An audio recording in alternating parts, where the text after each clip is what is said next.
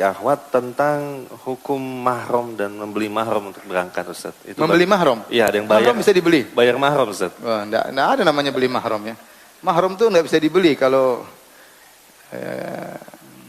enggak bisa, kecuali mahram enggak bisa dibeli. Gimana mau beli mahram? Baik, kebanyakan terjadi mungkin membayar jasa untuk dimahramkan, Ustaz. Enggak bisa, mahram tuh enggak bisa digitu-gitu ini. Mahram tuh enggak bisa.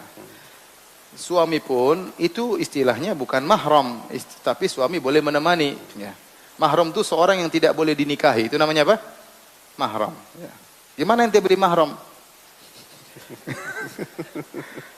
Mahram itu seorang yang tidak boleh kita nikah. Itu mahram kita. Contoh adik kita, kakak kita, om kita, bibi kita, ibu kita, ya, cucu kita, ponakan kita. Itu namanya mahram. Gimana mau beli ponakan coba? Ente bisa beli ponakan? Nggak bisa. Beli mahram tuh nggak ada. Tapi kalau menipu, itu bisa. Menipu supaya dianggap apa? Mahram. Tapi jangan bikin istilah beli mahram, salah istilah itu. Karena mahram nggak bisa dibeli. Maharim itu nggak bisa dibeli. Tapi kalau bikin surat palsu, bayar supaya dianggap mahram, itu mungkin. Itu namanya ngibulin. Betul, Ustaz. Dan kaitannya dengan mabrurnya umroh hajinya, Ustaz? Mengenai orang yang berhaji tanpa mahram, maka ini ada khilaf kuat di kalangan para ulama. Mayoritas ulama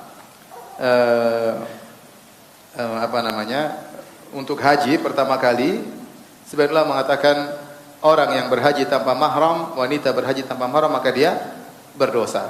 Dalilnya dalam hadis Sahih Bukhari, seorang datang kepada Nabi berkata, "Ya Rasulullah, ini inna imraati kharajat hajah." Sungguhnya istriku ingin berhaji. Wa inni qad istuktibtu fi ghazwati kadza wa kadza. Istriku mau haji. Sementara saya sudah tercatat harus ikut perang tertentu. Apa yang harus saya lakukan? Kata Nabi sallallahu alaihi wasallam, hendaknya kau berhaji bersama apa? Istrimu. Jadi enggak usah jihad tapi ikut haji bersama istrimu untuk menemani istrinya, ya. Ini dijadikan dalil oleh para ulama bahwasanya orang yang bersafar tanpa mahram, termasuk safar haji, dia berdosa. Kemudian juga dalil umum, kata Nabi sallallahu alaihi wasallam, la yahillu limra'atin tu'minu billahi wal yaumil akhir an tusafira masirata yaumin wa lailah illa ma'aha dzu mahram. Tidak halal bagi seorang wanita yang beriman kepada Allah dan hari akhirat untuk bersafar dengan jarak sehari semalam, itu 80 km, kecuali dia dengan apa? Mahram. Ini pendapat sangat kuat mengatakan safar tanpa mahram, safar apapun termasuk safar haji dan umrah tanpa mahram adalah dosa. Namun mereka juga sepakat seandainya seorang wanita berhaji tanpa mahram, hajinya sah, hanya saja dia berdosa karena dia bersafar tanpa mahram.